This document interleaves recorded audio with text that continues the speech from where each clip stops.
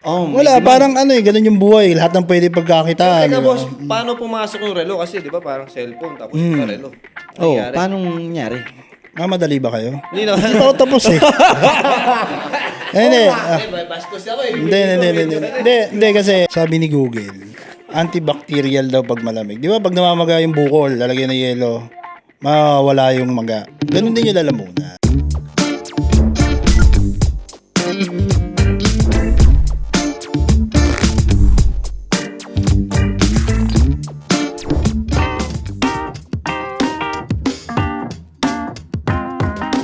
What's up guys? Another day. Andito na naman tayo.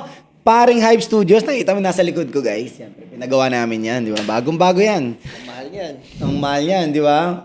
Today's guest. Guys, walang iba kundi si Paring Franz, pare. Ayun, Boss oh. Franz. Popular. Di ba? Ang tawag dyan, ano eh? Parang most requested, ano? Most requested song. Ang dami kasi yung kumumit, tantad eh, no? Tantad, paring Boss, ano? gawa ka na ng account. Ang dami Ba't nga ba ayaw mo pang gumawa ng account? Wala akong oras eh. Di ba? Walang oras sa ganyan. Orasan, boss. May mga fans ka, pare. Okay na yun, dyan lang sila. Dito lang ako eh. Ayan guys, pasensya na guys, medyo pause ako today kasi hindi ko alam bakit eh. Computer mo yun eh. Sa hindi, sinipon talaga ako. Hindi ko alam kung di ba? Hindi, uso. Weather, yan. Panahon Weather lang yan. Ingat ka. Inom ako tsaa lang tayo, tsaka may konting honey, di ba? Ano nga sabi mo, dapat hindi ako mainit. Dapat pag ganyan, iniinom mo malamig. Kasi may ano yan eh. Sabi ni Google, antibacterial daw pag malamig. Di ba pag namamaga yung bukol, lalagyan ng yelo, mawawala yung maga. Ganun din yung lalamunan. Oo. Hindi ko alam kung totoo yun, pero hindi ko alam. May malaking ice cube dun, mga ganun, mga ice Ano naman cube. daw, pare? Hindi, babad mo lang. I-gargle mo.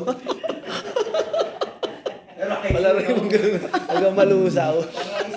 O kaya pagpasensyaan nyo na guys, yung boses ko, wala sa ano. Anyway, naririnig nyo naman, may mic naman, maganda yung mic Hindi, natin. Mike. Tsaka hindi tayo pwede magpahinga porket may ano ka, porket may sakit ka, magpapahinga ka. Walang ganun pare, walang yung mayaman. O ikaw, Boss Fran, gaano ka kadalas magpahinga? Araw-araw, syempre. Ay, importante kasi din, ano? Oo naman. Dapat may oras ka sa sarili mo. Di ba? Parang, ba't ka ba nagpapayaman eh? Para sa sarili mo, para sa family, di ba? O unang-una, konting background nga, o kaya hindi, konting introduction lang kay Boss Franz. Kung anong mga businesses mo, tsaka kung ano yung mga ginagawa mo. Ang business ko talaga, una, before yung watch, is yung iPhone. Sa Apple products. Nagbebenta kami ng mga Apple products. DG Gadgets sa Instagram. Yun. Tapos noon, ngayon may watches ako. Tapos ngayon yung misis ko pinapasok yung labubo. Ay, laro-laruan. Yung mga ganyan, yung mga labubo. Kasi medyo... Wala, parang ano eh, ganun yung buhay. Lahat ng pwede pagkakitaan. Teka, Di ba? boss, paano pumasok yung relo? Kasi, di ba, parang cellphone, tapos yung relo. Nangyari? paano nangyari? Madali ba kayo? Hindi naman. Hindi pa ako tapos eh. Hindi.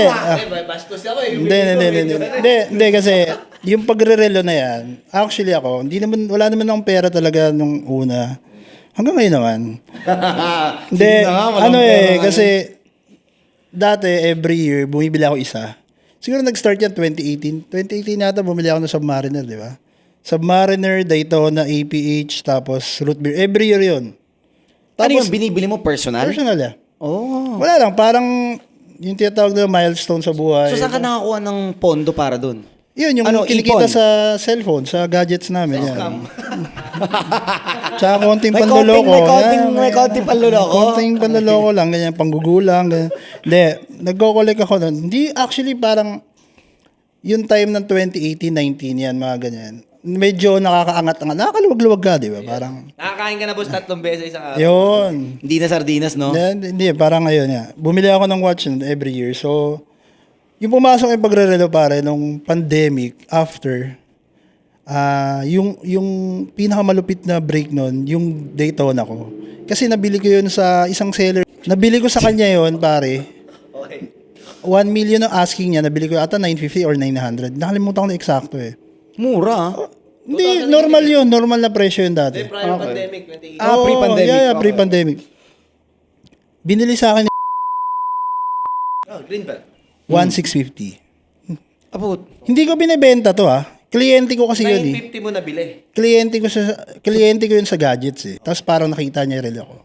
Tapos parang siguro may buyer siya, tinanong niya lang ako. So sabi niya, wala na binibenta yan. Sabi niya, hindi ko binibenta to, personal ko to eh. Pero syempre, buy and sell ka. Oo. Ano? Instinct. Negosyante Magkano ka ba eh. offer? Magkano Hustler mabibilin? ka eh. Gano'n, magkano mabibilin? Sabi niya siguro mga 1.6. Sabi ko, ano to ah? Pwede to ah. Wait lang ah. Pwede, Confused ka ba? sabi ko, kunwari hindi ako interesado nun, sabi ko. Baka pwede 1,650. O sige, kunin ko na. Eh, yung pala, yung bentahan nun, nung sinearch ko, 2 million.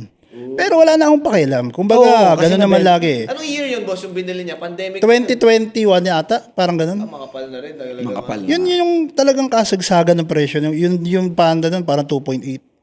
Yung sa akin, APH, parang 2 million yan. Pero syempre, hindi ko na inisip kung magkano niya nabenta, ganyan. Yung sa akin, pumasok lang, pwede gano'n. Nung nalaman ko na gano'n na yung presyo, yung Submariner ko na nabili ko kay Doc Alice yung Chua, Oh, Oh, kay Doc Alison. nabili ko yata sa kanya ng 350, hindi ko maalala. No date, sub. Ceramic. ceramic. 2015 na, tapos 2016 yung... Pero 2018-19 ko nabili yun eh.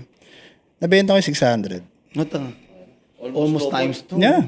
Tapos meron ako root beer, 850 ko binili kay Boss Sanjay sa Green Hills. Kasi Sanjay. Time Plus, yeah. Kasi may mga store siya noon, titingin-tingin kami ng mga tropa ko doon. Bumili ako doon. Binili ni Raj, yung tito niyang mayor, binili sa kanya ng 1,650. Binigay ko ng 1,400. From 850. Wala akong plano magbenta. Pero yung parang nalaman hinila mo, ka, no? yung nalaman mo yung pera mo na ganun na kapalakalaki yung investment mo. Actually, hindi nga investment kasi araw-araw ko sinusut yun eh. Sabi ko, okay, di ba? Sige, benta ko na yung lahat. So, doon ako nag-start. Hanap ako ng medyo pwede. Mura. Ganun na, buy and sell. Bili lang sa tao, ganyan. So, doon ako nag-start nag-watch. Oh. So, nag-start ka talaga parang 2021. Kasagsagan ng pandemic. Siguro ang pinaka talaga nagbebenta ako 22. 2022. Kasi yung 21 na yun, ano yun eh, mga wala ka idea naman eh, hindi benta ka. Yung mga benta naman na that time, di naman ganun kabilis sa akin eh. So, may mga 1 month gap, baka makabenta uli na Pero isang galing 2022. Kasagsagan ng pandemic. Tayo, lulong tayo sa e-commerce nun, no? E-commerce kami nun eh. Axie ka na. Axie, Yeah. kung ano, mining, kung ano. Ano kwenta? Putay na nga. Hindi naman, maraming experience doon. Wala namang ano. So, ang sinabi mo kanina, pinaka first business mo, di ba? Parang nag-interview na to ha. Okay lang to, okay lang. Okay lang. So, tawag dito, first business mo is yung sa DG, ano di ba? Yeah, DG Gadgets. DG Gadgets. So, bago yon, anong pinaka first ever business mo na ginawa? Okay. Malungkot na tong kwento ko. Pare, wala. Medyo ano hindi kanta. Malungkot. Paano nga ako? Hindi, medyo malungkot na kasi. Pa-insert ng Hindi. magandang music. Para Say sorry, thank you, and yung goodbye. kwento ko kasi medyo may pwede sa maalaala. Para hindi ako high school graduate lang ako. Hindi ako nakatungtong ng college eh. Okay. Yan. Ganda, Ang trabaho ganda. ko, Manood. pare, Manig kayo. ang trabaho ko before ako pumasok sa pagbabay and sell, bantay ako ng computer shop. Dota, Counter-Strike, yan, anong buhay ko. Ikaw yung nagtitrip. Project Anonas. Papatayin mo yung PC9 kasi bad trip ka. Puta. Yeah. Project to Anonas ako, complex boy, ganyan, tambay ng complex, ganyan. Kinuha ko ng tropa ko kasi buong araw na ako sa computer shop eh. Halika, magtrabaho ka na lang dito. Sabi, sige, bantay ako. Kinakain ko lang sa tanghali eh, pansit canton. Itlog. Tapos nag-internet ka lang na nag-internet, ganyan. Ragnarok ka nun, panggap kang babae, chiksilog ka. Ay, mga ganun, Di ko typical. boss, ikaw yung nang-i-scam ng mga load. Di ba? Yung 100 doon. Yeah. Tapos Ragnarok player ka pala, boss. Okay. wala talaga, literal wala. Tapos syempre yung buhay nung pagiging parang tambay pero at the same time tatrabaho ko sa computer shop. Hindi mo napapansin nakaipon, nanalo ko sa pustahan ng Counter-Strike tsaka Dota noon eh. 500, bayad PC, ganyan. Naipon lang kasi nga, di ka naman nagbabayad ng PC, bantay ka nga eh, di ba? Bantay ka, tapos may privilege kang maglaro. Yeah. Tapos, bumili ako ng cellphone na Sony Ericsson na K750i. Hindi ko makalimutan yun kasi ano yung Cybershot, yung commercial na lumilipad yung cellphone na gano'n, no? Sobrang ganda ng camera. Hindi ko, puta, ayos to Nagipunan ko to, bila ko second hand. Bumili ako ng dati sa OLX.com. OLX. Sulit.com. Sulit. Sulit.com. Sulit. Sulit.com bila ako. after siguro 3 months, Sawa ka may na. mga ugali tayo na parang gusto natin magpalit na naman. Sige nga, panay internet mo, nakikita mo yung bago lagi. Iba yung digital world eh. Tama naman. So, pinost ko. So, parang nabili ko yata yung 16,000 that time. Tapos, pinost ko lang 18,000. Nabenta ko 18,000. So margin ka ulit. Kumita ako na ginamit ko siya. So nakatikim ka ng kita ng buy Yun, and sell. yun. Na. Pare, bantay pa rin ako ng computer shop. 150 per day ang sweldo ko. So, yun na. Bumili uli ako ng cellphone. Ang binili ko noon, alam ko yung P900, yung may ballpen. May pinduta, ay may stylus, may stylus. Stylus yan. pen. Parang 20 something. Tapos, binenta, kumita uli ako. Doon ako nag-start mag-buy and sell ng cellphone. Tipid CP, Anong year to? sulit.com, 2009 or 10. Mga ganun. Na vintage bro, tayo nag-start tayo 2012, 2011 ano. Oh, iPhone 4S na kami Ah, nagpumasok. Oh. 4 iPhone tsaka 4S. 3GS, 3GS, 4S. Doon nag-start yung ano ko ng pagbi-business. Wala akong bala, wala akong alam. Gusto ko nga lang dati mag-isiman eh. Kasi lolo ko, di ako binigyan ng pang magsaysay. Rest in peace, lolo ha. Hindi siguro, Di na ako wala iba-ibang si Babu. plano, di ba? May ibang plano. Tama naman. Actually, Paganda. napakagandang ano niyan eh. Like, sometimes, naiisip natin na parang hindi tayo nabiyayaan sa gusto natin. Akala natin wala na hindi na tayo blessed. Pero blessing in disguise din pala. Same thing nangyari sa akin, di ba? Kasi nag-apply ako as after ng St. Luke's. Nag-apply ako ng other job eh. Tapos yung other job na yon hindi ako tinanggap. Flight attendant. Oo. Hindi FA ako ka? natanggap. Oo, nag-FA ako eh. Flight attendant ako noon. I think na hindi ako natanggap kasi medyo strict ako when it comes to my religion. Na ayokong magsaserve ako ng may pork, ayokong ako ng may alak. So, yung ganun. So, medyo nakita nila ako as a liability. Kasi ilang interview yun sa PAL eh. Nag-start ako 1, 1st, 2nd, 3rd, 4th, up to 7. Pinaka-last yung executive, first impact interview, second impact interview, pre-medical, tapos integrity, tapos isa pang exam, tapos full medical na, tapos executive interview. Yung sa 7 steps na yon para makapasok ka kay PAL, 33 kami nun. Sa pinaka-last stage, ako na lang natira. Puta, tibay mo ah. Oo, Parang ako... starstruck, gano'n. Oo. Bida Parang ka. ganun. Natanggap ako, sabi ko, yes. Pinabalik ako after 2 days. Isa lang yung question about dun nga dahil sa religion nga. Parang magsaserve ka ba ng may pork, ganun. Sabi ko, hindi. Ayoko. Parang ganun. Yung sinabi ko ng ayoko, sinabi ng HR nga sa akin dati nun. Parang dapat sinabi mo, oo na lang kasi later magagawa naman ng paraan yun. Hindi ko naman alam. So sabi ko, hindi na lang, gumana lang. So after nun, lumabas ako, held up high pa rin ako kasi parang hindi ako nagbayahan, baka hindi ito para sa akin. So, sinabi na sa akin doon na, sorry, with that, di ka natatanggap. Pero dahil doon, nagbukas ako ng coffee shop. Oh. After nun, 1 month, sabi, baka mag-business ka na lang, bukas kang coffee shop. Tapos yun na.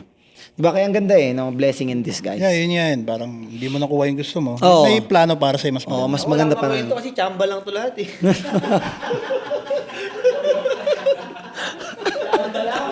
Walang chamba, guys. Walang Buti ka pa, chamba. chamba ka lang. Chamba ka lang. Walang yaka.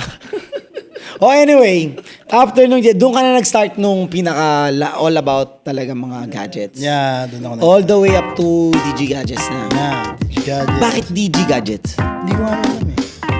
Hindi naman ikaw yung nag-alok sa kanila. Sila naman yung nag-offer sa'yo. Sila naman yung nag-approach, di ba? Pero sobrang doubtful nila. Rig ba to? Ano ba to? Second ano ba to? Brand new ba to? Parang ganun. Best experience sa akin. Yun nga, yung mga nagkakaroon na ako ng nahigiminang na sila na anak ko. Di ba? Yun na yung ano, yun nga.